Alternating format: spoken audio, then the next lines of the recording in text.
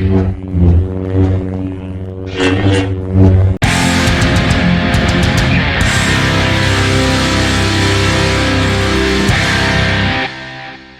going on, all you DC movie maniacs out there? Phat Samurai Guy is here with Lady Phat Blood, and hell has frozen over. Hell has frozen over. That's right. The Zack Snyder's Justice League version / cut, Ultimate Director's Cut, Ultimate Edition, whatever you want to call it, exists. Yeah, it exists, and it is here. We were told that it didn't exist. We were told that it would be too expensive to finish. Right. We were told, "Fuck you, it's never going to happen." And then things changed hands. Deals were made, purchases were made, and then here we are. Did it kind of feel like it literally wasn't confirmed until like the last minute? It kind of felt like that, huh? I mean, they were teasing it. Like Snyder was doing his little thing, and then people were like, "Release the Snyder cut," and then and then it was kind of like, "Oh, hey, yeah, it's coming." It's like, what? Yeah, but then we still didn't believe it though. It was all like, really? Yeah, sure, yeah. It really wasn't until we saw like maybe the first teaser or we saw images being uploaded that we were like, okay, this might be happening. Right? Once we knew that AT&T had struck its deal and HBO had the thing, that all that deals behind the scenes business-wise had been done with Warner Brothers and all of that. And they were, and you started to see the reports that, oh yeah, it's coming. Right. Then it was like, oh shit, it's coming. Right. And then you see the trailer and it's like, wow, it's happening. It's a thing, and wow. So yeah, and it's funny because we were rewatching. Oh God. We've done a lot of rewatching this week.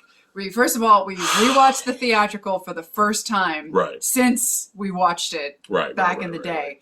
Yeah. And then we rewatched our review to get our rating, which we're rearranging all of that. Yeah. And one of the things we said at the very end of our review for the theatrical cut of Justice League was, we're never going to know what the original intent was. Yeah, well, we didn't know back then. Never say never, apparently. Yeah. In some cases, So you guys know why you're here. We're always honest, right? Even if you disagree with us sometimes, we can all agree to disagree and still be awesome together. But it was just one of those things where I'm going to be honest right now. I'm going to be honest right now. I'm really embarrassed. I'm really embarrassed with my review of the theatrical movie. I'm really embarrassed. I rated that movie way too high. If you guys do watch it out of curiosity, just remember, I kind of explain in a way where my head was and where my mindset was when I went in to watch the theatrical film. But it's embarrassing. But here's the thing, and we're always honest, right? We're always honest. We're like, what the hell were we thinking back then, right? And there's several reviews for older movies that we're just looking back on our reviews. We're like, what the hell were we thinking back then? Yeah. Like I said, we're always honest here. But here's the thing. At the time, several years ago, when we watched the theatrical, well, at least for me, I was a little bit more positive about it, than a lot more than I should have been. But I watched scenes here and there since, and things started to change. I was just kind of like, this does not look good. Like, what is happening here? And then finally sitting down to prepare for this version, which we highly recommend you guys do. Like, if you're really curious and interested in watching this, watch the theatrical. This is the only time we're going to recommend to you guys watch the theatrical. Watch the theatrical and then go straight into this, because it's fascinating. It is. It's very fascinating just to see the differences. But again, to prepare, for this version, we did rewatch the theatrical, and oh man, if you turn your brain off and just want to eat some popcorn and watch some superheroes fight the baddie of the week, you'll probably still be okay with it. There's a few parts in the theatrical, very few, that we still kind of liked. Like you still enjoy the Aquaman accidentally sitting on Wonder Woman's lasso and confessing his love for her kind of thing, which was hilarious. Yeah, just slowly Right? slowly I sinking into his fear of what he Yeah, really we're all is. gonna die. We're all gonna Yeah, fucking die. That was great. Yeah. I actually did like the part where Batman was giving Barry a pep talk before he went on his first like real mission. You know, I like that. But that was literally it. Now here's the thing: when we first reviewed the theatrical, you pointed out that Whedon turned. You didn't like it because Whedon turned Bruce Wayne into Tony Stark. Essentially. Basically, like it, yeah. right? With all the quips and all this stuff, right? And I agreed with you on that one. But rewatching the theatrical recently, I had what stood out to me and was like a nail just hit me in the ribs. And something even I didn't notice the first time. Oh my God, Batman was way too fucking thirsty for Superman, and it drove me fucking nuts. Right. It drove me crazy. It was really like, fuck the PS3 graphics, scenes that we have in here. Yeah. Fuck the ridiculously friendly face of Steppenwolf.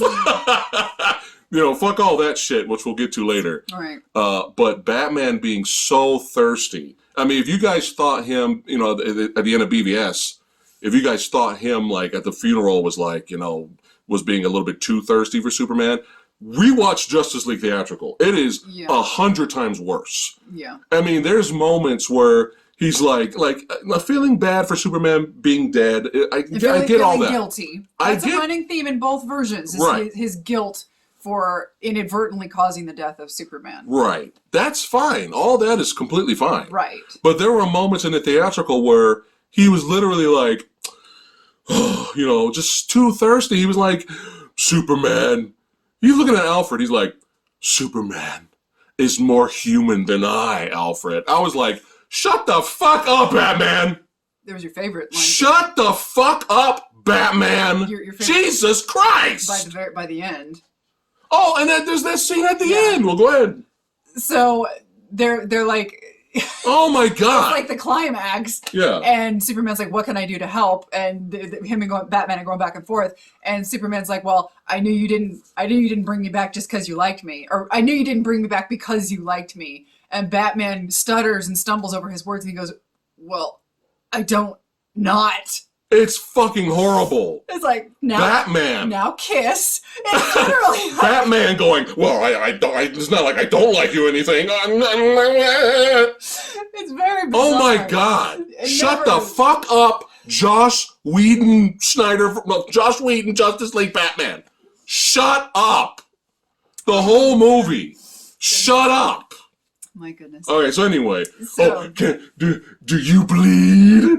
And Batman goes, oh, I guess I do. I'm bleeding now. I'm bleeding now. Yeah. Ugh. So fuck you. One of the things that we've come to discover. Fuck you, Whedon Justice League. Seriously. One of the things that we've come to discover ourselves when we watch movies, and this is one of the reasons we watched Wonder Woman twice, Wonder Woman 84 twice when it came out on HBO, is that sometimes when we watch a movie just once, for better or for worse, the first impression that we come away with can be either incredibly high or incredibly low. And that sometimes can change with a second viewing. Yes. And we had that same reaction with X-Men Apocalypse. We had the same reaction with Suicide Squad. Yep.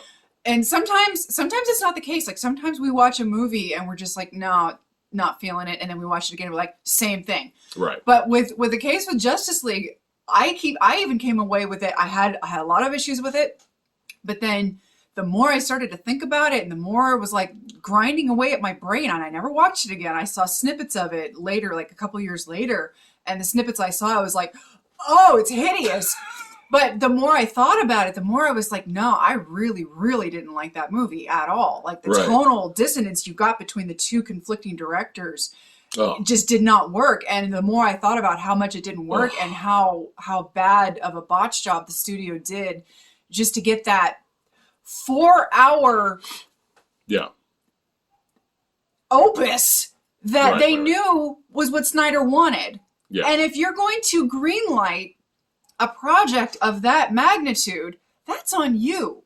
Yeah. That's the studio's fault for greenlighting a project that they knew was going to be that insane amount of a runtime. And I will concede that 4 hours, that is an insane amount to put into a theater. Yeah. That's a hard fucking sell. 3 hours is a hard fucking sell. I don't know how this movie would have run in the theater. Right. You could probably have cut out enough to maybe trim it down to 3.5. Even that would have been a hard sell. Maybe that sweet spot, they could have got it to 3 hours, I think. Possibly, but however, there's still a lot that would have been lost because this movie was made for a long ass runtime. And for the studio to suddenly be like, oh, this is turning into a disaster, because the disaster in my mind was, we are never going to make our money back because this is going to go in the theaters and no one's going to be able to go see it. Because no one's going to have 4 hours to be able to sit their ass down in the theater. No one's going to want to do it. And they're right. No one wants to sit in a theater for 4 hours. So I understand the theater, the studio's mindset for wanting to chop it down. To kind of like hit the panic button. But at the same time, you greenlit this. Yeah. You greenlit Snyder's vision. And so for them to just rip it away and say, okay, no, redo, and then you get what we got with the Whedon version, which is like, and I know a lot of people are totally fine with this, and that's fine. That's cool. That's fine. That's totally cool. There's sometimes, the truncated version, that's what people want, and that's cool. But now it's something that I will never be able to watch again. So that's what I was, that's what I was getting towards, was being mildly entertained the first time. Seeing scenes from it and going like a year and a half later, I was like, ugh. Then rewatching it with you, I was like, oh God. There's still parts of it you can kind of enjoy, but overall, oh my God. There were things that didn't make sense. Yeah. There were things that were so truncated. Right. One of the things that I had a problem with was that nobody had their origin stories yet. Wonder Woman had her story finally, but Aquaman didn't have his story, obviously, yet. The Flash, he still hasn't had his story. Right. Cyborg's story felt very, very rushed. Right. Nobody had a chance to really, really shine. Right. It was like they were given the briefest of glimpses of backstory. Hurry up, get the team together, let's go. Exactly. Yeah. And so everybody did the best with what they had to work with, but it just didn't feel like it was enough. And in 2 hours, no, of course it wasn't going to be enough. Right. And then all you were left with was all this massive amounts of expository dialogue over scenes of stuff happening. Yeah. Because they had to do all these rewrites to explain to you the plot of the movie. And it showed. It was something that I probably didn't mention in the old review because I probably didn't really notice it as much. But watching it this second time, I was like, whoa, expository. And it was like getting on my nerves the more I was like, oh my God, another expository sequence. And it was like, damn, it's just no wonder that this is what you ended up with. Watching the 4-hour cut, it totally makes sense why we ended up with what we ended up with now. Now, again, we understand why the studio made the cuts they had to make, right? They don't want a 4-hour movie in the theater. We understand that. But here's the thing. There's no defense for the Whedon shit, though. There's no defense for that. Okay, we need to trim it down to make, the movie, so we can get butts in and out.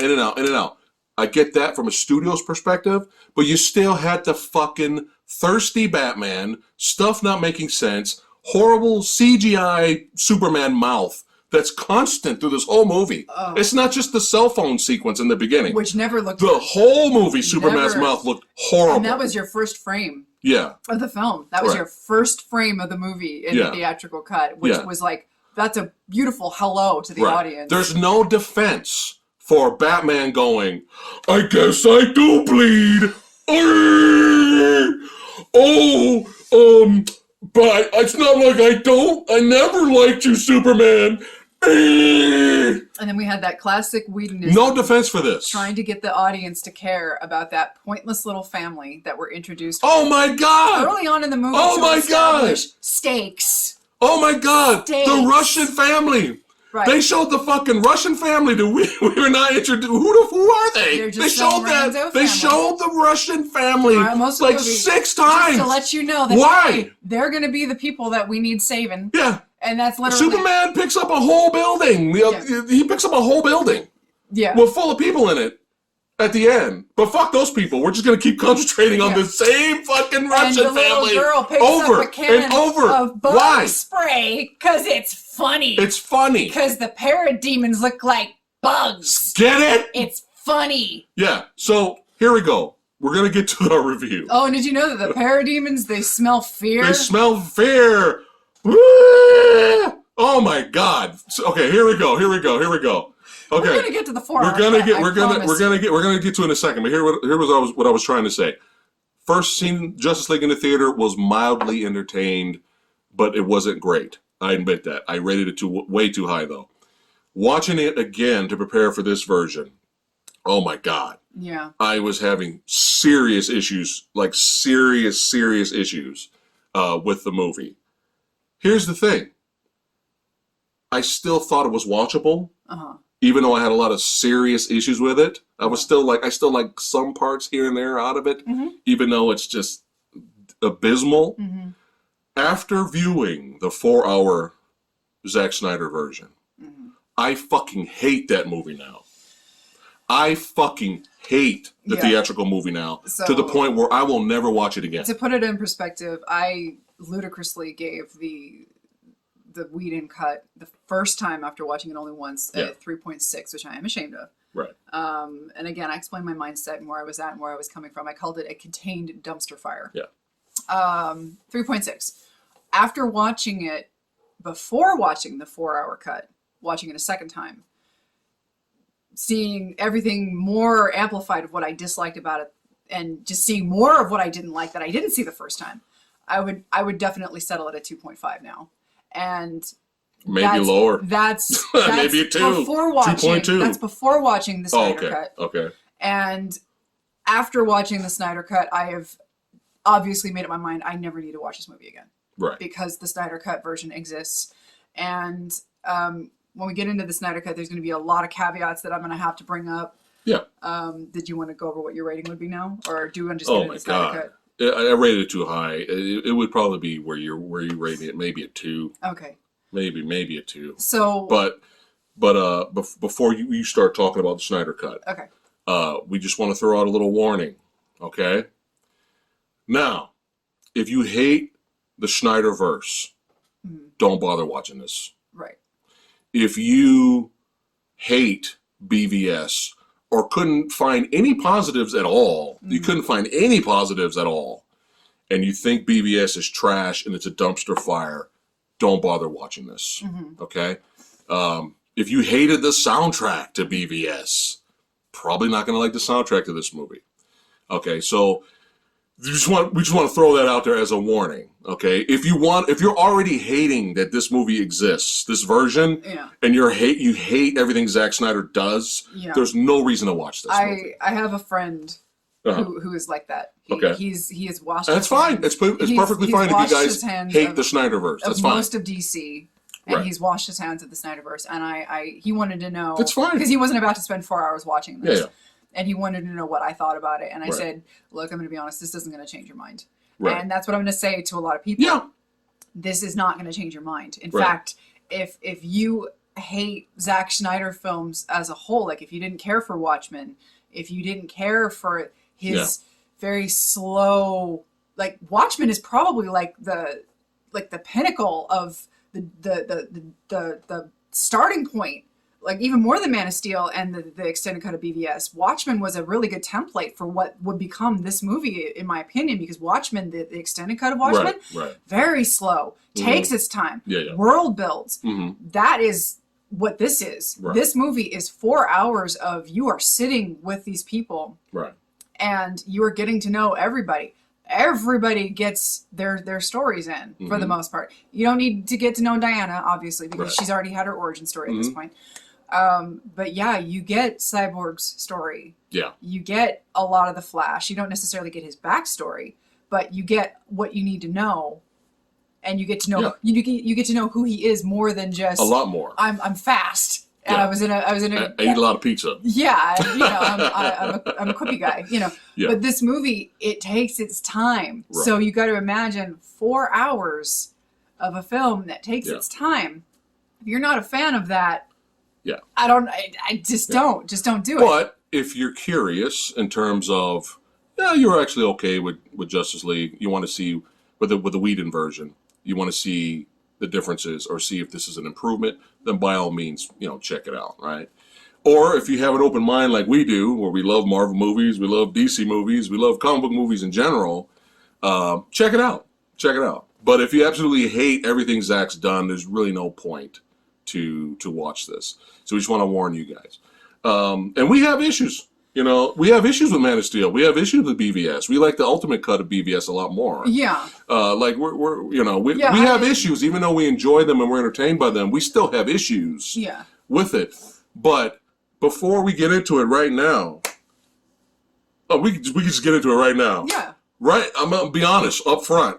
Okay. Now, any controversy with Zack Snyder or Ray Fisher, any of that stuff that's happening outside of this movie, we're not following it.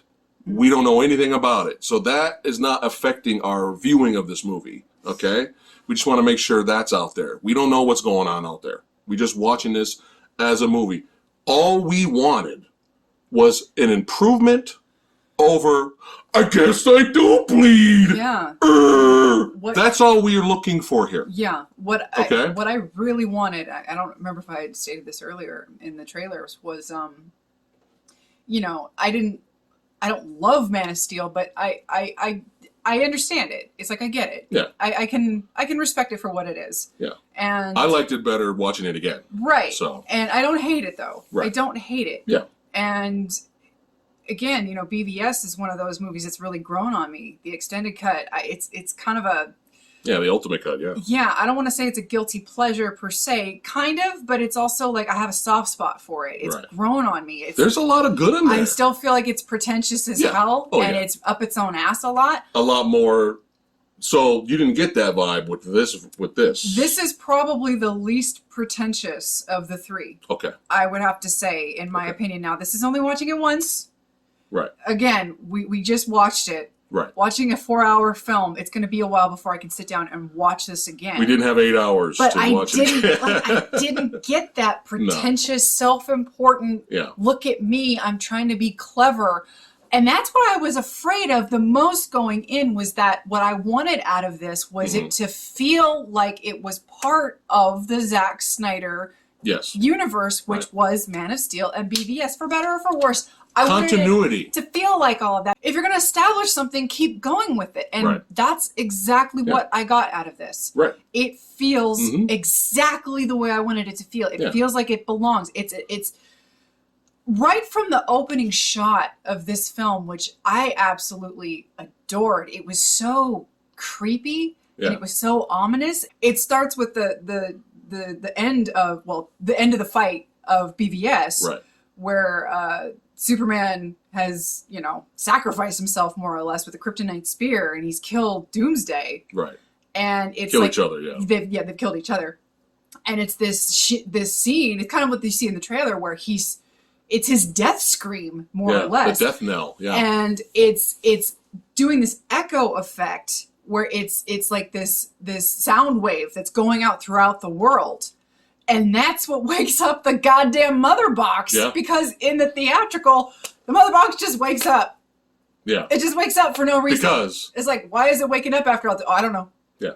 It hasn't woken up for 1,000. I don't know. Yeah. Doesn't matter. Hurry up. We got to put more butts in seats for the next show. What's fascinating is that it woke up the mother box, and it was just such an odd, it was just like, not odd, but it was such a fascinating way to tell this story. Yeah. And it was a beautiful shot of how it's just going on around the world. You hear Cyborg, he hears it. Yeah. It's affecting all these things around him. The Atlanteans hear it. The Atlanteans hears it. Yeah. Yeah, it's just this fascinating concept. Amazons. Yeah, and I absolutely loved how it looked, and it was just it had this sound to it that was just like, kind of, like I said, it was ominous, and I was like, I fucking love this already. Yeah. And that's how we start the movie. Yeah. Not some you can't even look at the face of Henry Cavill, which I'm not gonna lie, he's a good-looking dude. Yeah, yeah. But you can't fucking look at him in that goddamn movie because he's a monstrosity. He's a goddamn CGI monstrosity. Yeah. And I thought, wow, this is really interesting. And the mother boxes kind of wake up and basically the one mother box in Themyscira wakes up. And it kind of sends that little signal out there. Hey, this Kryptonian motherfucker that we don't want no part of. He ain't around. Send a signal. Let's go. Yeah, that's cool. And so basically, what you're gonna find is that yes, the basic story of the two films are the same, except spoiler alert. This whole thing is spoilers. Yeah. The scene where the biggest of the big flashbacks with all the expository dialogue that Diana's telling the story of the three mother boxes, and where Steppenwolf was fighting the gods, and the man and the Atlanteans and everybody banded together to fight back. Gods. It wasn't actually Steppenwolf as we saw in the theatrical version. It was Darkseid. He was the one that actually came to the planet and was coming to take over the joint. A younger, not as powerful Darkseid yet. Right. But the fight was badass, man. Right. People were getting limbs cut off. Like, right. We had some gore there. You know, one of the Green Lanterns gets his hand cut off, and then Darkseid gets butchered by Ares. Came down with an axe on him, and they chased him away. It was cool. And in the ensuing retreat, he accidentally leaves the mother boxes. Right. Now, some people are like, What do you mean? Darkseid, one of the most powerful Thanos-like beings in all of the universe, forgets what planet he left his mother boxes on. And I'm like, it's a big goddamn universe. And he is a conqueror of thousands, if not millions of planets. Right. Yeah, I think he's going to forget Earth. You know how big Earth is compared to... Yeah, I think he's going to forget. Well, it wasn't just that, too. Everybody took a box and went their own ways. Who knows where Darkseid thought those boxes could be? But I mean, some people are like, he forgot what planet he lost the mother. But it's like, yes. Who's going to remember Earth? You know how small Earth is? Yeah, I know. Do you know how tiny the planet Earth is? We aren't even the largest planet in our goddamn solar system. We're not even second, third, nor fourth. We're that insignificant in our own fucking solar system, much less the universe. Yeah, I think Darkseid's gonna forget where he left his mother boxes. Yeah. I know it's a stretch. I know I'm defending something that doesn't need a defense, but I'm just saying, he's gonna forget Earth. Okay. But anyway, so that's why the mother boxes got left behind.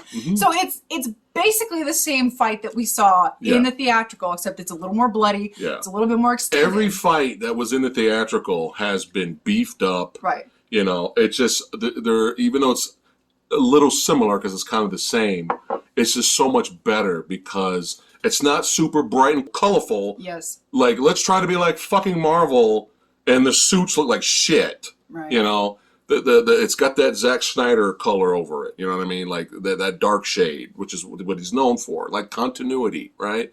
And it's got the score. It doesn't have the phoned in, slap in the fucking face score that Danny Elfman did for the theatrical. Hey, I'm gonna pointlessly throw in the Batman 1989, whatever the fuck's theme song or whatever. Yeah. I'm gonna pointlessly throw in John Williams Superman for no reason. Right. No, it was just slap in the face. Right. Boring, generic. Would they give Danny Elfman an hour to do that score? Right. This score, whether people like it or not, it's still better than the Danny Elfman score. Right. And it elevates all the action sequences, making them more entertaining. Right. Every fight was beefed up, more footage, more violent, better score. You know, every fight was elevated in this version. Right. And we'll get to the climax when we get to the climax. Yeah. And I almost jumped out of my chair. So the score I thought was very fitting. Now some of the soundtrack, meaning the contemporary music pieces, it was a hit and miss. Right. They tended, like, almost everybody got this moment where they had this slow motion sequence where they were walking slow to go face something. Let's highlight the hero in slow motion with a contemporary slow song. So it was like, well, you know, maybe you could have cut that, or I understand. Or trim it. He was going for a vibe, and the music that they were playing. Nitpicking. The music that they were playing, each piece of music that they were playing was at least supposed to be in correlation to the action or the mood or the character. Right. Like with Aquaman, it was a song about a king. Yeah, king and his kingdom. Right. Yeah. So I mean, at least it wasn't like Like the fucking scene of when they played Hallelujah in Watchmen, which I know that's Zack Snyder. That's a song of his. Yes. I get it. Yes. Whatever. We're not a fan of that song, though. No. But we get why he uses it. I get it. But it's anyway. better than fucking Icky Thunk or whatever the fuck that song is from the White Stripes. Yeah. Whatever the fuck. Yeah. It's better than that. Yeah. So it's, so I get it. There was that one odd sequence when we first get introduced to Aquaman when he's walking back into the sea. Oh, God. He turns down Bruce Wayne's. It's the same. It plays out the same way. It plays out the same way. When you first see it, though, but it's much more serious. It's way more serious, and it fits the fucking scene. And Bruce Wayne isn't quipping like Tony Stark. Yeah. Bruce Wayne isn't. I heard you could talk to fish. Oh, I guess I do bleed. Yeah, it's very strange. God. Just a couple of lines of dialogue. Just a couple of lines of dialogue can change the mood of a scene. And none of that horse shit. Yeah, but when that scene comes to an end, because he's in this little village, right, where he's bringing them food. That's what he's. This is before Aquaman, the film, obviously. So he's kind of a nomad. He's like drifting around, just kind of helping people. Yeah, and this is a village, like a little seaside village, where he's bringing them food. Because the ocean's kind of rough right now and nobody can get a boat in, and so they can't really get any supplies in and out right now. So he's bringing them food, and so they kind of see him as this god. Yeah. And so as he goes back, as they should, into the ocean. Well, he is Jason Momoa, but anyway. So he goes back into the ocean, and this blonde girl, like they start singing a song, which. She starts fangirling. She picks up Jason. She picks up Jason Momoa's sweater. Big old whiff, and I'm like, okay, well, that's just what any woman would do if Jason Momoa dropped his shirt. Any woman's gonna just go up there and sniff his clothes. Okay, so you didn't have to keep that in the film, all right? We all know that that's what really happened. So awkward. But anyway, I don't think that girl needed to know that that's what her kink is. But anyway, shit. Yeah, so that whole scene, I understood what they were going for, but it was a little, I don't know if we needed it. We could have cut the song out. Yeah. We get the song. I get it. They're singing to him as if he's their king. I mean, he's their god, basically. Right. It makes sense in the movie, but you could have cut it out. Yeah, and it went on a little too long, so it was kind of like, okay. Oh, God, she's sniffing a sweater. Oh, dear God. Okay. Awkward. All right. The song is still going. Yeah. Okay. So it's like, I get it, but some of the little things like that kind of like lent to the possible. Yeah. Okay, we're creeping up to 4 hours. It's like, maybe trim this, trim that, trim this. There was that one scene where they're walking up the staircase. When they're going to rescue Cyborg's dad, when they first go to fight, their first major fight is the Justice League. Oh yeah. And they're playing this rock music, and it's like nothing's happening yet, Junkie, calm down, Tom. Tom, nothing's happening yet, buddy. But it's like little things like that. When it was later, when they're like montage getting ready, battling up. Yeah, later. I was like, all right, let's get the metal in there. Fine, but we're literally this is Ghostbusters walking up the stairs at the end when they're going to face Gozer and and it's like they're like, how many floors left? It's like we don't need that. It's like it's okay. Yeah.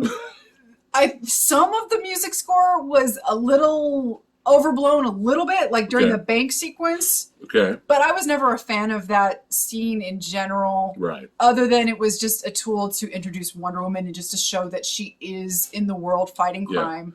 Yeah. But it was a little overblown. I thought it was overblown, but it was part of the story. Like I thought maybe that was an added scene in the Whedon cut, but no, that was a Snyder. That was a Snyder cut. But they tweaked that again, elevating each action sequence. Yes. Something didn't look right in that Whedon cut when she's going like this and blocking all that. They didn't. Something looked weird. Right. Looked off. But yeah, it looked a little better in this version for some reason. So. And I am happy to say that. Whereas we only hear her theme once, I believe, in the Whedon cut, which was like, wow, it's amazing. Mm-hmm. We hear her theme a lot, which if you know me, you know I adore her theme they gave her in BVS. Yeah. Fight me, I will die on that hill. And I was a little scared at first because Junkie XL, or Tom Holkenberg, he's very much about using chants and vocals. Like you go listen to 300 Rise of an Empire, you'll hear a lot of the type of music from there. You'll hear it in here with the Amazons. Right. And when you first see Wonder Woman on that justice statue that she's sitting on, Yeah. when she looks down and she sees the bank is being robbed, or Yeah. not robbed, it's not being robbed, it's being like terrorized. They're gonna blow it up. They're like making a statement or whatever. Yeah. They play this new theme that he gave to the Amazons, which is very like with like Xena, Warrior It's Princess. Xena, son. It's And then Xena. I was like, oh no, Junkie, don't break my heart. You've gotta play Wonder Woman's theme for me, boy. Yeah. And so he was just playing that vocalized, Amazon theme for her. And I'm like, oh, okay, well, we'll see where this goes. And as soon as she busts in and starts fighting him, we start getting the guitar riff. I'm like, yes, thank you. And pretty much every time she fights, not every single time, but most of the time where she's like doing serious battle, we get to hear that music. I'm like, thank you, music gods. Thank you. Superman theme, it's back in full force. Man of Steel theme music was in here too. The only one who didn't really get his theme back, which I was a little sad about, was Batman. He had a really good theme in BVS, which I was sad did not make an appearance here. But which, when you hear it, you won't think it's a theme because it's not a traditional. Yeah.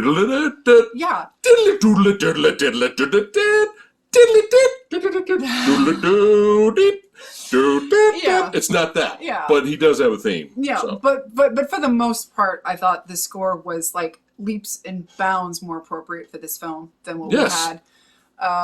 It just you guys, if you sat down and listened to the Danny Elfman score, you're gonna fall asleep. It's just I know. And it's Danny Elfman. Again, he's a legend. I know. To a lot of people, he's known for being the doodly guy. I know to a lot of people, it's just not a big deal. But for someone like me, where if you've been listening to my ramblings long enough, to me this is a really big deal. Scores are important. They help bring the emotional content. I mean, if you saw what important. If you saw what we just did with Falcon and the Winter Soldier, I was cheering when I heard Falcon's theme again. I was like, I haven't heard that since 2015. And we heard Winter Soldier's theme. Yeah, I haven't heard either of those themes since 2015 when Civil War came out. I'm like, yes, somebody gives a shit, and it's important to me that people give a shit about things like if you're gonna give somebody a theme and you're gonna bring that person back in another movie. Give me their fucking theme back. Come on. You're the one. You started this. You bastards. You started this. Anyway. But the story is similar to the other one. Batman, he knows a greater evil's coming. Right. He's trying to get the band back together. They're on a mission from God. And the mission from Gad. But he's going around trying to recruit everyone. But Steppenwolf, I know a lot of people say he looks like a Transformer, and I kind of get that, but I think he's still an improvement over friendly old man face. Yeah, looking like. Well, hi. Looking like. Hello there. Friendly Bill Nye. My name is Steppenwolf. Hello. Yeah. Hey, can you tell me? I'm serious now. Can you tell me where the mother box is? Can you tell me where the last one is, please? Please, don't hurt me. I have a family. Why did they all keep telling me that? Hello, I'm Steppenwolf. Yeah. No. Fuck that shit. Yeah. This Steppenwolf, he gets shot up with full of arrows, and he flexes the motherfuckers out. Yeah. Okay? I was like, oh shit, he just flexed the arrows out. Yeah. Fucking people up, cutting them in half, throwing horses. And even with his invasion on Themyscira, that action sequence was a lot better, a lot meatier, a lot beefier. They gave Homegirl some action to do. She was throwing down a little bit. I like that. The mom? The mother, yeah. I enjoyed her throwing down. That was kind of cool. And I'm going to say this. Barry and Victor, they're the fucking MVPs of this movie. They are the MVPs, okay? You get a lot more Barry story, get a little bit more backstory. He's still trying to go up there, trying to find a job. He still wants to break his dad out of the prison. Well, do it legally. And, you still get the same kind of dialogue where his dad just like, look, forget about me, live your own life and stuff like that. But you get that extra sequence where, Iris is, in a car crash and he rescues her and you get some comedic banter. But you do get a little bit more interaction with, Barry, which I appreciated. And I kind of wanted more of that. And he literally, it's him and Victor, literally save the day. Yeah, and I love that when you give the smaller level, in a way B level, which I don't consider them B level, but when you compare it to the Trinity, yeah, they are I love it when a movie takes its time to give them more time to shine. Because you know? look at what happened to him. That's awesome. Well, look at what happened to him at the end of the theatrical cut. He was essentially useless and outdone by Superman. There you go. He was relegated to saving a pointless family That we saw 8 times. that we didn't care about, but we were supposed to care about because they were a family. Yes. And then Superman outdoes him by saving an entire building of people that we've never seen their faces, which we Yeah. still wouldn't have cared about because Right. who cares? Who gives a shit?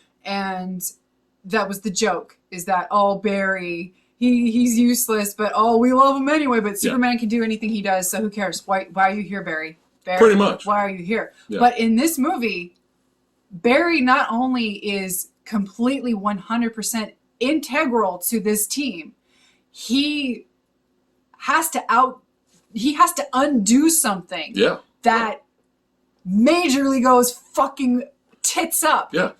Basically, They fail. The team loses. They fail. Darkseid Yeah. comes through, Mm-hmm. and Or he's about to, yeah. he's Yeah. about to come through, and the mother boxes are about to. Everything goes.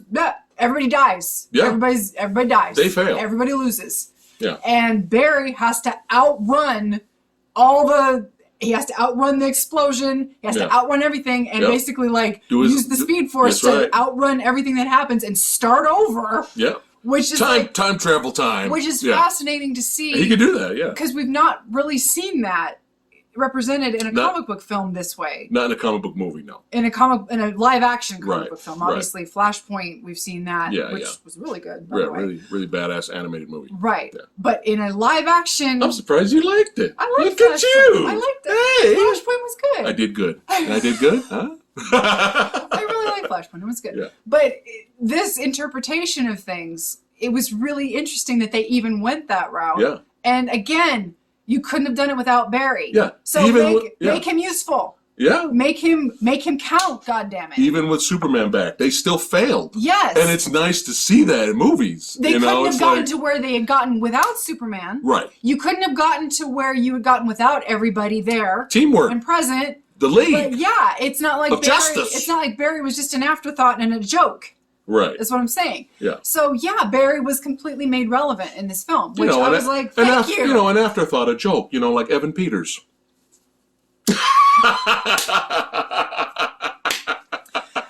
So Anyway. Cyborg This was the got best for me. so This was my much favorite. more fleshed Yes. out in this movie. Not only was the story between him and his dad 100 times better, Hundreds. because in the theatrical it was very truncated. It was very, what made you think I was talking about me when I said I don't want them to see the monster dad? Basically, you're the monster dad. I don't like you. Yeah, you made me this. Okay, we're That's fine how he now. sounded in the movie too. We're fine now. Okay. You know, it was one of those things Yeah. where it was just very, I don't like you, Dad. Oh, we're cool now. Bye. It was Yeah. like, it was so blah, blah, blah. Okay, Yeah. that's done. Mm-hmm. We're done.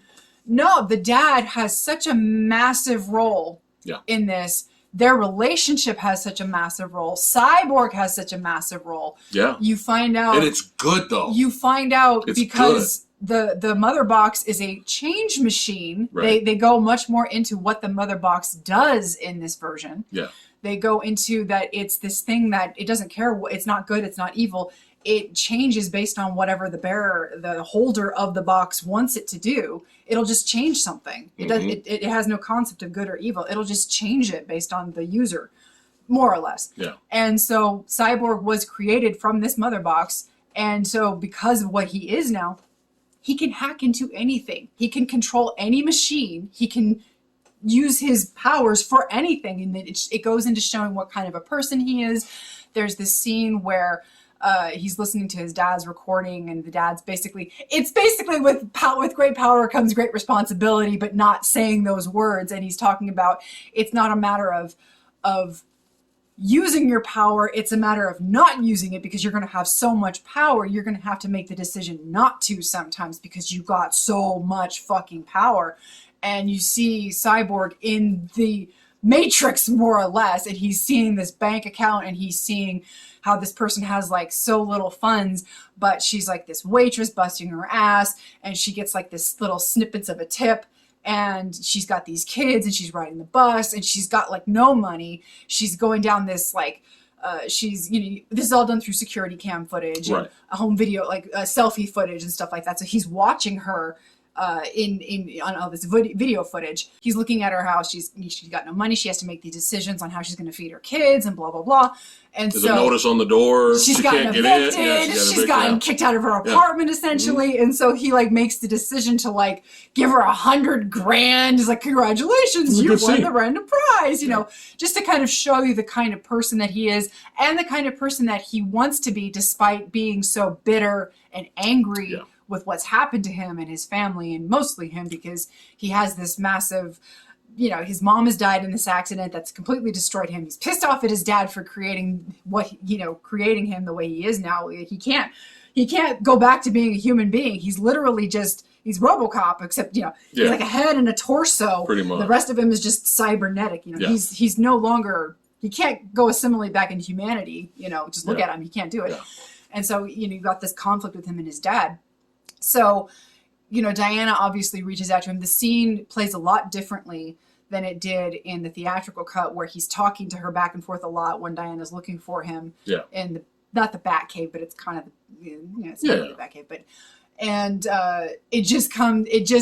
it's very truncated in the Snyder cut, where it's just meet me here. And so she goes, okay, cool. And so she meets him, and it's kind of the same scene, except he's discovered he can fly, and he's got like it was cool. He didn't have the face armor in the did he have the face armor in the theatrical cut? You mean like the shield? Yeah, I don't remember. He may have had the shield in one shot. I just don't remember. But it was like one shot. It's amazing. Movie. Like, we just watched the theatrical and we've already forgotten it. It's so fucked up. It's ridiculous. So, but you do see him a lot more with the face shield, which is why it was more memorable in this version, is because it happens very early on. Yeah. So he flies to her in this version, where before he just kind of like slunk in out of the shadows, I think. Right. And the conversation is more or less the same tone and the same conversation, except this time he says "fuck the world," but it was the same thing where she's like, I understand. 100 years ago, I lost somebody. It's the same conversation. And he's like, but I'm still working on it, trying to, help people and all that. And if you're coming to us, then you're clearly working on it too. And he goes, oh shit, you're right. But he flies off. He doesn't say you're right, but he realizes that, oh shit, she's got a point, and he flies off. So a lot of that's, again, very similar, but there's just so much more of it. And so things make so much more sense. It really does. Even Diana's... We got the great character development with Cyborg. And that was the one thing that I mentioned when we were watching the theatrical. I was like, I really want to know more about Cyborg. Can we get some more Cyborg? Yeah. Oh, man. I was not disappointed with this one. We get more backstory with him as a human. But things, like you were saying, things making more sense. Explaining the lore of the mother boxes. Explaining the history. When you watch the theatrical, and if you're casual, and you're watching the theatrical, when it gets to the Atlantean scene, when it just jumps to the Atlantean scene, and Steppenwolf is there fighting Aquaman, and Aquaman has that dialogue with Mera. Oh, God. Literally, you're like, what the fuck just happened? Yeah. What just happened? Yeah. This one sets up the universe. Yeah. You get William Dafoe from Momoa's Aquaman movie. They show a little interaction with there. They're building something here. They're explaining the lore. So when you finally get to that scene in the movie, in this version, you're not like, what is happening? What is going on? Right. But like you said, things making sense. Like when they after they resurrect Superman, right? Even that made more sense in this version. Yeah. Because when you're watching the theatrical, you're like, how the fuck did they get back into the ship without security or anyone seeing them? They just arrived in the ship. This version, they explain and show how they had to, be crafty and sneak into the base and get on the ship. Yeah. So they can bring back Superman back to life. And then that was fascinating that Cyborg started having visions of the apocalyptic future too. Yeah, that was interesting. That was really fascinating. Yeah. And did he say no, don't? Did he say don't at one point? Because Flash was like, that I wasn't sure. Because did he say no? Because Flash was like, did you say go? Did you say go? And then he just goes, and then he ends up doing the resurrection and all that. Right. But anyway, we'd have to watch it. One of the things that bothered me about the theatrical cut was that they had this half-baked plan, which the plan is the same in the Snyder cut and the Whedon cut, but the conversation is night and day. The conversation came about so much more organically in the Snyder cut, because they're finding out what the mother box is, and Cyborg is explaining how it's a change machine, and they all come unanimously more or less to the same conclusion that, oh my God, we can bring Superman back. Right. As opposed to the Whedon cut where it's such an, we need to force a conflict between these characters because Avengers did it. You remember the Avengers scene? Right. You remember? And, God. Wonder Woman was against it. They were fighting. There was a fight. Where you literally, I was waiting for the suit. I was waiting for Wonder Woman to tell Batman, put on the suit. Right. I was waiting for that. Right. It's the same fucking scene. There was a big old fight between the team, mostly Wonder Woman and Bruce Wayne, because Bruce Wayne brought up Steve Trevor's, did your dead boyfriend tell you that or whatever? And so they started fighting. There was this horrible forced conflict between, you're talking about the resurrection of Clark. And none of that was in the Snyder Cut, thank God, because I thought it was very forced and awkward, and it went absolutely nowhere. There was no Lois as a contingency plan. Lois had this, I never really liked Lois since Man of Steel. Like, I was fine with her in Man of Steel, and then after that, she became this secondary damsel in distress, and I haven't liked her since. Right. I don't necessarily like her in this, but I understand what they're doing with her. Yeah, she's still She's mourning. basically what Wonder Woman was in Wonder Woman 84. She's mourning. Where she's just, she can't go back to work. Mm-hmm. She's basically stuck mourning for Superman.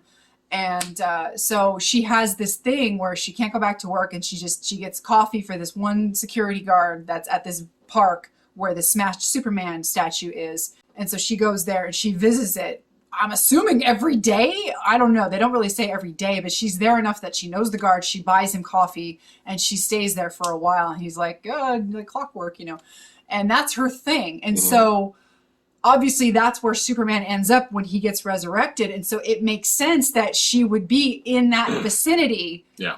Bruce didn't have a contingency plan when he brought him back because there was no Wonder Woman saying, well, if you're going to be the first person that he sees, you better have a backup plan because he's going to hurt him. It's like, none of that garbage was in the Snyder Cut, which I was like, thank God. But my really big point was when they brought back Superman in the Whedon Cut, all of these motherfuckers left the mother box back at the ship to go get Superman. And then they look back once Lois takes Superman away, and they're like, oh, Steppenwolf has the box. That's it. Oh well. Next scene. All right. And this version, they're like, shit, where's the box? Oh shit, and they go back to the lab. Yeah. They go back to the ship. They try to get it back. And this is where we actually have a huge deviation from the Whedon Cut. So the dad, he knows what's going on. You have this really interesting scene earlier. He grabs the box, goes back to the lab. Right. Yeah. He's been in the lab this whole time. He even helps the heroes kind of bust in because he's like, wait a minute, they staged this false alarm in the lab, and he's there, and he's like, what are you talking about? There's nothing wrong. And then he sees them with Cyborg coming in, and he's like, oh no, everybody evacuate. Yeah. But he's still there, and he takes the box when Steppenwolf's coming after it, takes it into the sealed chamber. You think he's trying to destroy it, but which that in turn ends up just disintegrating him, like Dr. Manhattan style, right in front of his son. Right. Yeah. But what he was doing was supercharging the core so that the heat signature would be like off the map, so that they could find it. It was like a tracking device. So he sacrificed himself so that they could find the box because he knew Steppenwolf was going to get it. There was no way that he wasn't going to get the box. So he sacrificed himself so that the team could eventually find the box, which was a really good scene. Really good scene. Again. Instead of just, Steppenwolf's got the box. All right, bye. Let's go. Again, it's all this. Yeah. Again, it's a lengthy process. Yeah. but it's for the story that they were trying to tell. It's if you're into that sort of thing, it's worth the watch. It's worth the trip. And the resurrecting Superman action sequence is still fun. It's still great. They actually, again, enhanced it, added more little action here and there. Right. There's a scene where Flash is trying to get Superman, and he kind of just moves out of the way, and Flash ends up hitting Aquaman. And after that, Aquaman's like, after the fight's over, Aquaman's like, and he's like, I'm sorry, man. You beef up the action a lot more, and And it was interesting because we got to talk about the big scene for me. Before Lois even showed up there, she tells the security guard, "This is my last time." Yeah. Because she's finally made her, she gives them the coffee and they go to visit the site. She goes, "This is my last time," because she's finally going to try to get back to her old life. Yeah, she got a press badge. And because she got a visit. Yeah, you think it's Martha Kent.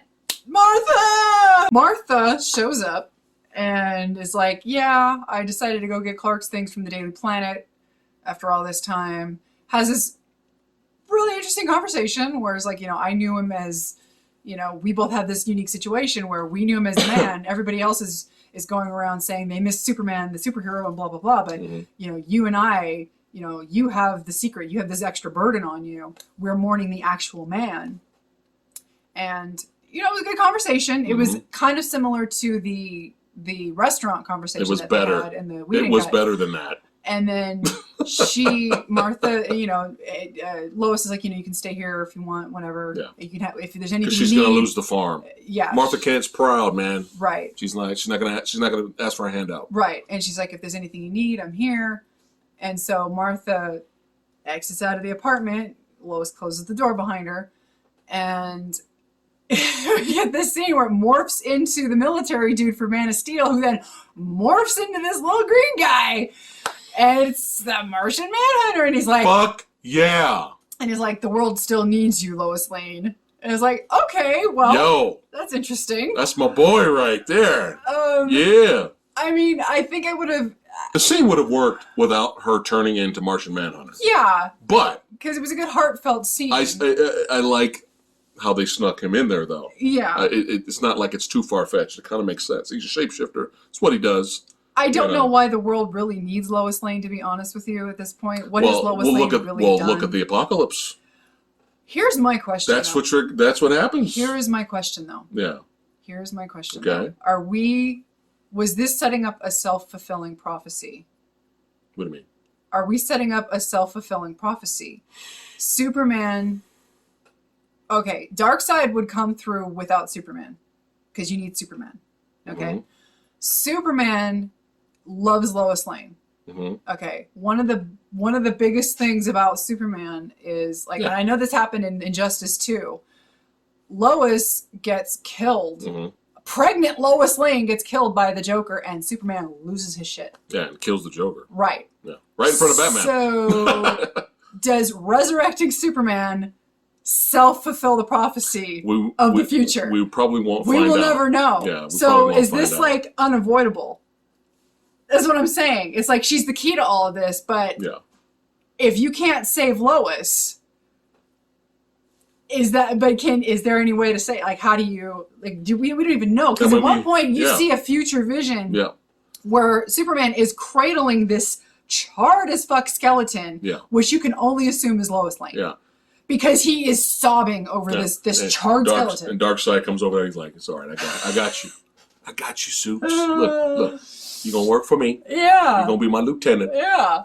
So I'm just like, is this unavoidable at this point? So I'm like, which some people could look at as a negative, because they, a movie setting up things we'll never get answers to. Which this movie is 100% guilty of, because as if bringing this movie to fruition wasn't bad enough as it stands, it has an epilogue, which could have ended the way it ended, but the epilogue on top of the epilogue kind of threw salt into the wound.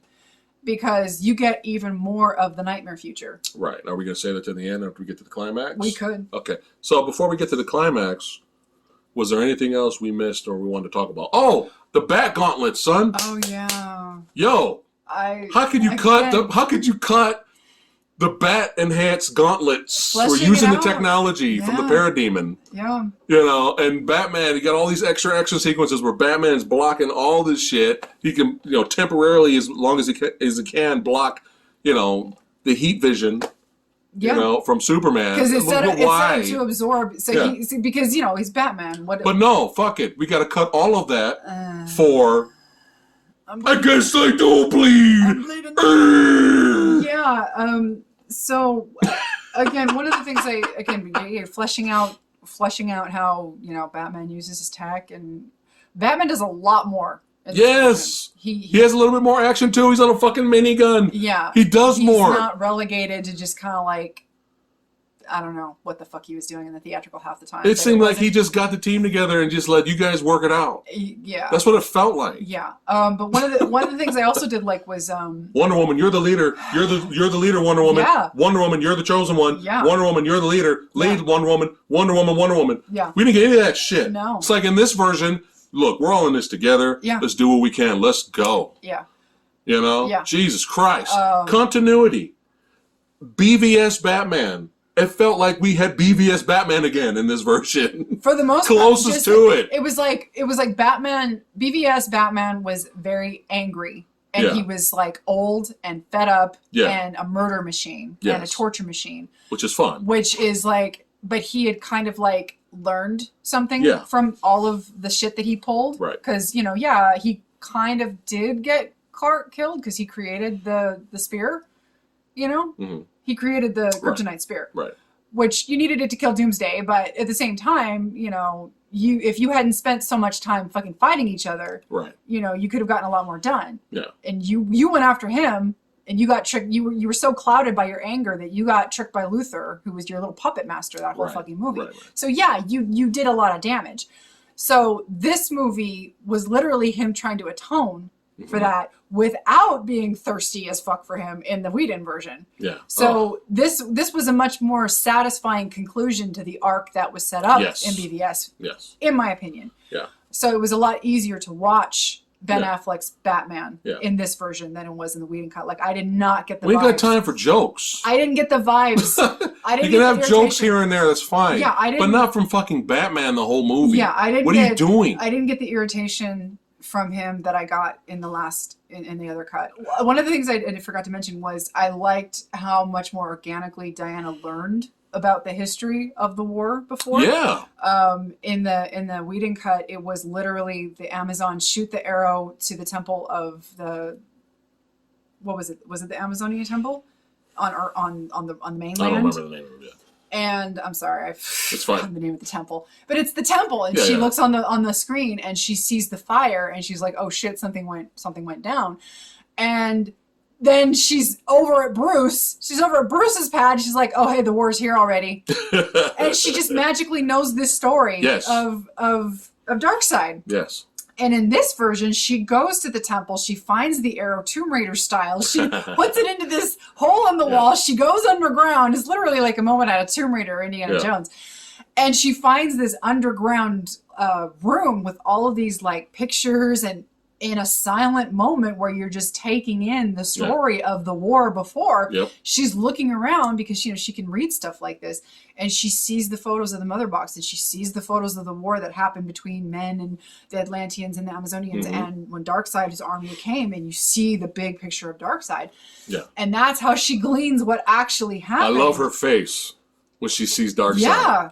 Her face is like, fuck. Yeah. Like fear. Right. That's great. And that's how she learns the story. And that's when she goes to Bruce, and then you get the big flashback, and you actually get to find out. And it's like, it just felt better. It felt more, it just felt more fulfilling that way. Yeah, it didn't satisfying. feel like it didn't feel so, blah, blah, blah, blah, blah, blah, you know. Yeah. So I appreciated that much more. But let's go ahead and get to the finale here. So the finale kind of plays out similar to the theatrical, but again, enhanced. Better music, extra action, more gore and blood, which I appreciated. Right. Like people get fucked up. Like, and I kind of fanboyed a little bit when you had that scene where, Darkseid, his Omega beams came out and was fucking up Atlanteans. I was like, oh shit. Yeah. But yeah, every fight, even the fight earlier they had with Steppenwolf underground, everything was beefed up and enhanced. It was a lot more satisfying. It was a lot more entertaining, But we had fucking, I don't remember this from the theatrical. I might be wrong, but I don't remember Aquaman and Flash about to take on Steppenwolf. And Aquaman does his wave attack. All right? I'm sorry, Cyborg. And Cyborg shoots a jolt of energy.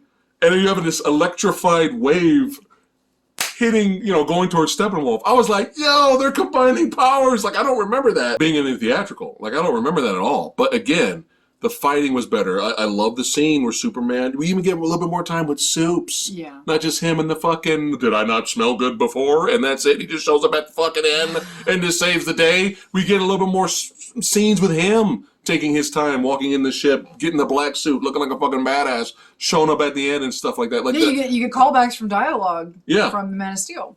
Yes, like that was great. Fathers. That was great. His two fathers talking to him, and Kevin Costner, Russell Crowe. That was great. Yeah, like again, the fighting was better, more exciting. There was more stakes. Cyborg's trying to do his thing with the mother box. Flash is running on the outside to help, doing what he needs to do. And when Superman shows up, this might be one of the most badass live action Superman movie moments ever.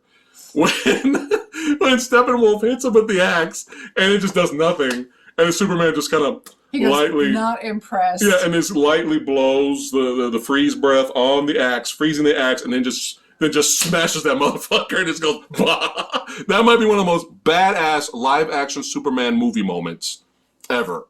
And then he kicks the shit out of Steppenwolf. He beats the shit out of him, ground and pound, everything. They fuck him up. And then, again, awesome, badass teamwork, Justice League teamwork moments where it was so fucking satisfying. Like, Aquaman impales Steppenwolf with the trident. He impales him. Blood all over the place. Holds him up like this. Yeah, this is after the time reversal. Right, holds him up like this. Yeah. Right, after the time reversal, and Flash and Cyborg literally saved the day. Superman punches Steppenwolf. He flies like this out of nowhere. Wonder Woman comes in for the kill, slices like this, and lands. And I turned to her and I'm like, please let his head fucking fall off, please. And the portal was already opening, so the body just kind of goes through the portal as Cyborg's trying to close it, and as soon as Steppenwolf's body flies through, the head just drops, and I was like, oh shit! The Wonder Woman animated movie, which is fantastic. If you guys watch, I highly recommend it. It's just called Wonder Woman. It's an animated film. There are 2 decapitations in that son of a bitch. That's right. So I was really happy to see. That was so great. And then the head drops and Darkseid's foot just like kind of crushes it. Yeah. And then your favorite part right after that, there was this fantastic moment where Darkseid's staring down through the portal at the crew, and the crew just like kind of walks up and Superman's in front, and they're all just kind of staring back up at him like, what? Yes. And I'm like, oh, come through the portal, motherfucker. Beautiful. Come through. I loved it. We waiting. Yeah. Oh, it was great. Yeah. That was great. I loved it. And then you have Desaad, and of course the portal closes, and you have Desaad and Granny Goodness on the side here. And Desaad's like, I told you Steppenwolf was weak, man. He was weak. He was going to fail. Yeah. What do we do now? And then Darkseid kind of says, we'll do things the old way. Basically saying, we're still going to Earth, but we're just going to do things the old-fashioned way. Yeah. So and Desaad had this look on his face like... So the only problem with Steppenwolf ended up being, you never knew really what he did to fall out of favor so poorly with Darkseid. Okay. Like in the Whedon cut, they try to bullshit this thing where... Well, that attack. We failed attack earlier. Yeah. And he got defeated by the gods. Yeah. So, and that was kind of like, okay, fine. But in this one, he had just fallen so far out of favor. He had done something to piss off Darkseid to where he had to atone by like conquering 50,000 planets or something like ridiculous that. Amount, And then they introduced the concept of the anti-life equation, which I'm not a comic book reader, so I've heard of the anti-life equation just by nerd sources. Like I've heard the phrase, but I don't know what the anti-life equation is. I'm not going to explain it. We're running out of time. But go ahead. So I don't know what that is. I've just heard of it. Yeah. And so that's the real reason that Darkseid wants to get to Earth, is because he knows that that's there. Right. So whatever's going on with that, we don't get a resolution to that.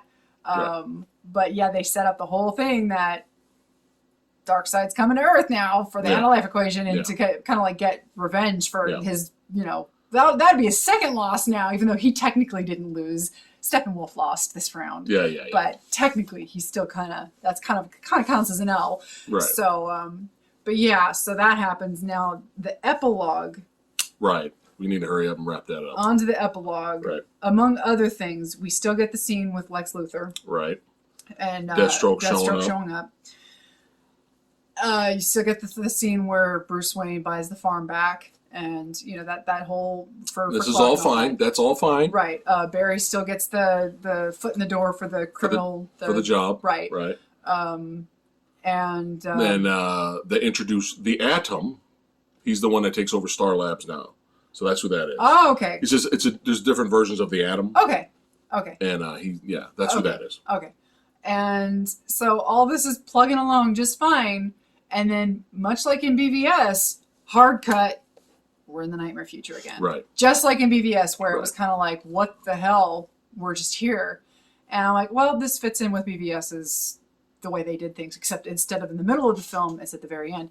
And you see Batman in his future nightmare suit. With guns. Right? You see, all of a sudden, you go from seeing Deathstroke in his outfit to, do we have Deathstroke with his eye patch? Do we have it? Anyway, it's Deathstroke without his suit, and he's just got his eye patch, and he's got a mohawk now. Yeah. He's got a mohawk now. And we see Flash in his metal armor. Yeah. And now we see Mara. That was introduced in BVS in the dream sequence Batman had. Right. And now we see Mara. Yeah. And we find out basically something happened to Arthur. Right. And she's saying, I wanna kill him for what he did to Arthur. Yeah. So we know Arthur's dead. We Right. know Aquaman's dead. And all of a sudden we get this dialogue. Mara with her bad British accent. Awful. Keanu Reeves level of atrocious. Okay. Yeah. Anyway, so we're having this dialogue back and forth, and we're like, oh my God, Batman has joined forces with Deathstroke, who we just, one scene earlier, established Deathstroke was going after Batman. He was getting intel from Lex Luthor telling him who Batman was. And now all of a sudden in the future, we realize he's banded together with him. And we're like, oh my God. And then all of a sudden we hear this goofy laughter. And then we get the infamous scene that we all were kind of dreading, but we're really curious about. Right. Jared Leto's Joker. Yes. Now, I still see a lot of people hating it. I am... Or hating him as Joker. I am the first one to say that I went from being okay because we didn't see enough of him in Suicide Squad to absolutely hating what he did in Suicide Squad. Not saying it's necessarily his fault, because at the end of the day, the director says that was fine, cut, print, Mm-hmm. you know what I'm saying? Yeah. So it's like, if you give a performance and the director approves it, that's on the director. Yeah. The actor does what he's told, or she is told. Right. So you can only pin so much on the actor or actress. Right. Okay. So, but I still didn't like the choices that were made for that Joker, especially with the tattoos and just how cringy the dialogue. Jesus, the dialogue. So when I found out they were bringing back Jared Leto Joker, but then I saw his look and I'm like, where are the tattoos? Where's the damage? I'm like, oh, his hair's longer. Okay, all right. So you come to find out, Batman has teamed up with the Joker. That's how bad things are in the future. The future is so fucked up that he's teamed up. Joker's got body armor on. He's got a gun. Yeah. And I'm thinking, wow, what is... This is something we are never going to get to see. I know, But this is fascinating. It's still fascinating, though. To watch. So I am at least happy to say that his performance is toned down. Yes. In that you do not get that god fucking awful dialogue that we got in Suicide Squad, which I'm like... Or him acting like Jim Carrey. Ooh. So we don't get that edgelord cringe that we got in Suicide Squad. Which is a plus. I'm not going to say that this is like going to change your mind on Jared Leto's Joker. It probably won't. I'm not going to say that this is like my new favorite Joker. No. But I am going to say that I can at least tolerate this, which is the highest praise I can give this particular iteration of the Joker. Yeah. I can at least... I didn't want to kill myself watching him. If they had... I actually wanted to see a little bit more, to be honest. If they could... the dialogue is what saved that whole scene. It was fascinating because... The dialogue. It was classic Joker Batman antagonistic dialogue where Joker is like... oh, he knows all about loss because Mara was like, Batman was like, look, I know what you're going through, Tamara. She's like, I don't. He's like, Yeah. you can't possibly you can't possibly know what I'm Right. going through. Right. And that's when you hear the Joker laughing, and he's like, oh, he knows what loss is. A mother, a father, and Batman's like, you choose your next words fucking carefully. It's all great. And Yeah. Joker's like, an adopted son. And Batman walks over there. He's like, "Oh, I'm gonna fuck this dude up." That's not fucking carefully enough. And they start going at each other verbally. Yeah.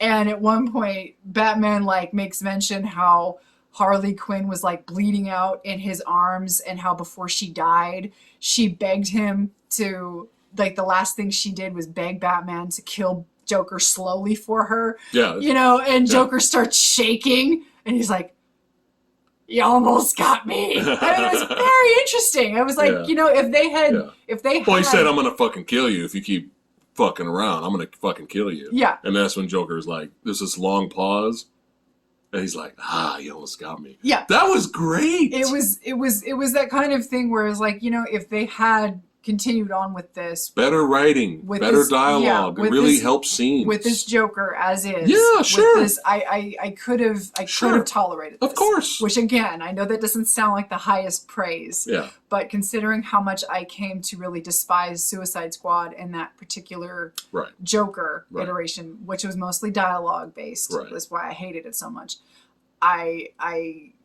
I was really fine with this, which is surprising. Like, I didn't know what to think when I heard that they were going to bring back Joker for a scene in this. I was like, ooh. Small improvements is still improvements. Yeah, I believe in salvaging what you can, which is why And if we had that Joker the whole movie, or in a Batman movie, but with good writing, good dialogue, and having Joker do good, cool shit, everybody probably would have been perfectly fine with Jared Leto's Joker. I can honestly say I did not mind this version. No. Like, I didn't mind it. It wasn't the best, but it was not as bad as what it was before. Yeah. So, I believe in salvaging what you can, and that I feel like this movie is an exercise in my belief in salvaging what you can. Yeah. This movie exists, and I feel like this was a salvage job, and I'm happy that it exists now. I'm all for this. Yeah. Anytime they want to go back and improve on things in a good way. Yeah. Not like George Lucas' original trilogy, Star Wars, but in a good way. Yeah. You can improve on it and make things better. I'm all for that. So to reiterate, I originally gave the theatrical a 3.6. I could stand by my 2.5 now. I was a lot higher than you. I could stand by my 2.5 now just because it's not like the most incompetent film I've ever seen. It's what just... the fuck was I thinking? It's just... Bleh. Yeah. It's not like the worst thing I've ever seen, but it's just like, bleh. 2.5. I'll never watch it again. There's worse comic book movies out there than the Whedon theatrical version. Right. However... Right. Because of this version, I can't. I'll never. There's absolutely no reason for me to go back and watch that version again. Yeah. I hate it. I originally gave the theatrical cut of BVS a 3. Yeah. Because I was very conflicted on the theatrical cut of BVS. Right. But then when I saw the extended cut, I really ended up liking it a lot. I could probably go on the extended cut of BVS like maybe a 3.4. Maybe a 3.5. Like, I really like the extended cut of BVS. Right. I know it was better. I know that that's really high for a lot of people, and I get it. It's not. I actually expected you to go higher, to be honest. For BVS. Yeah. Well, because remember the writing. Yeah. Some of that movie is just too pretentious for its own good. This movie, I was really surprised by how not pretentious it was. I was expecting pretentious in this because of what we had gotten in Man of Steel and BVS. Right. And I didn't get it. I was really pleasantly surprised by that. So what are you ranking it? Well, what are you getting? This might seem a little low. Remember, 3 is average on our channel. This might seem a little low. Okay. Because you got to be honest. Okay, this might seem a little low based on That's how much. That's why they're here. This might seem a little low based on how much I've really enjoyed it. But okay, here was the thing with this film. I still feel like this was like one of those movies where they made so many mistakes in the process of getting to this point where they refused to do origin stories. They refused to give Superman his own film before doing BVS. Yeah. Superman was fucking dead by the end of BVS, and he only had one movie under his belt. Right. Ben he deserved Affleck, another movie. Ben Affleck was doing his first turn as Batman in BVS, so we had one movie with Batman.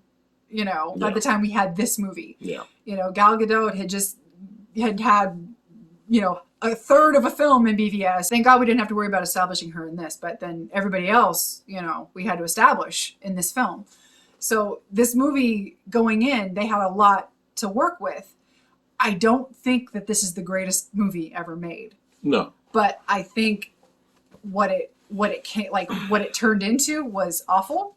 But what it is as a 4-hour film, it's a hard sell to people. But I can get behind a 4-hour journey.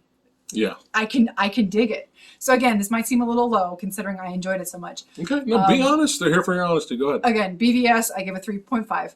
I would give this the BVS Ultimate Edition. The extent, the Ultimate. Yes. I would give this right now, only watching it once. Okay. A 3.7. A 3.7. Yeah. All right. I know that seems a little low. That's fine. I just don't think it's great. That's fine. But I think it's really good, all things considered. Yeah. All things considered, it's really good. Right.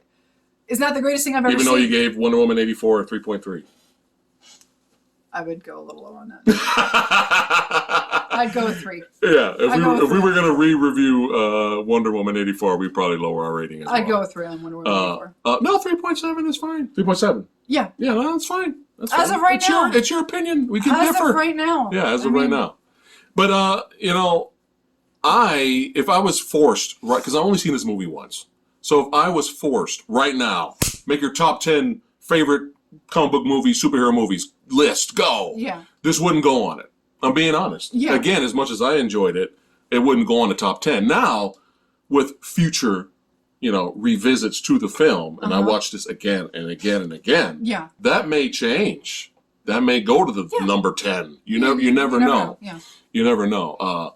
But I'm so happy that this, for us, everyone's different, but I'm so happy that this wasn't a waste of fucking time. Mm-hmm. It's such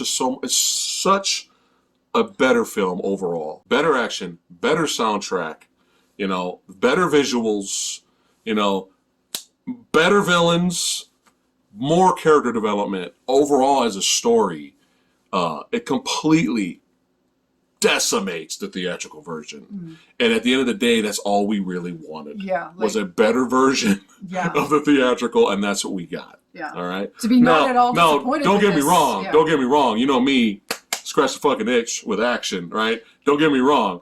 If Darkseid did come through the portal just for a little bit, and we had a big old fight, and it was amazing, and Superman was versus Darkseid versus all Justice League, everything, I would be like, 5 stars, God damn it. Like, I would have went nuts, right? I would have fanboyed out, right? But I'm going to give this a solid 4. Really? I'm giving it a 4, man. I'm giving it a 4, especially what I gave the original theatrical. Yeah. I'm embarrassed. Wow. But we're always honest here. I'm giving it a 4. Like, this from beginning to end was a huge improvement over the theatrical, and that's all I wanted at the end of the day. Yeah. So. Like to be like not disappointed with any aspect of this 4-hour film because of what we started with, which was 2 hours of just like more Martian Manhunter and future DCEU projects. Yeah, we got a nice little scene with him at the end. Yeah. I liked how Bruce Wayne was just like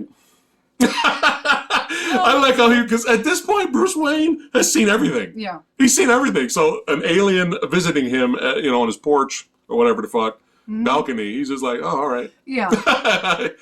Welcome to the team. I'm glad you feel that way. Yeah. Go back to sleep. What I was expecting was like a boatload of pretentiousness, which I didn't get. Right. I was hoping to merge the 3 films together. Yeah. And I got that. I was hoping for more fleshed out characters, which I got. I was hoping for a better score, which I got. Yeah. I was hoping for things to make more sense, which I got. Yeah. I basically got everything I wanted out of this film. Yeah. So I can't ask for anything else. Since you got everything you wanted, though, why isn't your score higher? What would have made your score higher? Because it's the story that they told. Again, you can't. It's hard to tell this kind of a story and make it like it's hard to explain. Yeah. It's really hard to explain. We only saw this once. It's hard to explain. Listen, I'm not here to argue whether like Avengers Infinity War, I'm not here to bring in the Avengers. Okay. No, we're judging this. Is this better than the theatrical? That's all we're doing. When you have a film like the two Avengers movies, Right. Infinity and Endgame, Right. which had at the time of Infinity War 10 years Right. of build-up. Right. Okay, as opposed to Justice League, which had a whopping 3 films Right. to build up. Yeah, you liked it, you were entertained, you enjoyed it, but it's hard to rank it up with the best of the best of the best of the best. I'm just saying it's hard to get as invested Gotcha. because Okay. those movies had so much history behind them. Yeah. Yeah. Whereas this movie, it had a lot on its plate, Right. and it had a lot to accomplish. Right. And I think this version definitely did. It's just, Yeah. it still feels like it could have been better if there had been more behind it. Yeah. Yeah. Sure. But I still think Superman did deserve yeah. another movie. Batman needed his own movie first. Then we should have had BVS, and then it probably would have been way more exciting. I still think this is a good effort, though. Yeah, I think it's 4 out of 5 for me, though. I think that's very solid. I don't think rewatching the movie I would hate this more, or it's possible I may like it more, but I feel confident. Unlike looking back at my other reviews, I feel confident as of right now. 4 for me out of 5. I think that's a very solid rating. That's just for me, though. Mm-hmm. But yeah, anything else? I think we've said enough. It's all good. Thanks for hanging out with us. Let us know in the comments below. Be honest, just like we were. What you guys thought? Be honest of Zack Snyder's Justice League. Waste of time, piece of shit, garbage, kill it, burn it with fire, or huge improvement over the theatrical. It's the greatest thing ever made. Suck its dick. Don't do that. Be honest. Be honest. Even if you love it, be honest. But yeah, let us know in the comments below. And thanks again for hanging out again with us knuckleheads. Headbutt. And don't forget to like, share, and subscribe. Hit that notification bell. Join the Movie Dojo Army. And we'll see you superhero movie maniacs again next time. Peace out, guys. Perfect.